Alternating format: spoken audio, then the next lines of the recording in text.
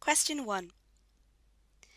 Atoms are made up of 3 different particles: protons, electrons, and neutrons. Part A.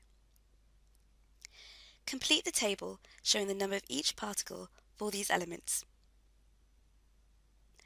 Let's write down what we know. The atomic number is the number of protons in an atom. Therefore, the proton number for potassium, K, is 19, and the proton number for argon, Ar, is 18. The number of protons equals the number of electrons in an atom. Therefore, the number of electrons in potassium, K, is 19, and the number of electrons for argon, Ar, is 18. Mass number equals the number of protons plus the number of neutrons. We can rearrange this formula to give us neutrons equals mass number minus protons. Potassium has a mass number of 39 and has 19 protons. 39 minus 19 equals 20.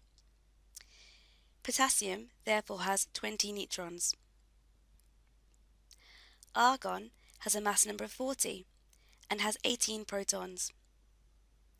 40 minus 18 equals 22. Argon therefore has 22 neutrons. Part B. Draw the dot and cross diagram to show the electronic configuration of these elements. So what do we know? The first shell in an atom can hold a maximum of 2 electrons, and the next shells in an atom can hold a maximum of 8 electrons. Potassium has 19 electrons, 2 in the first shell, 8 in the second shell, 8 in the third shell, and 1 in the fourth shell.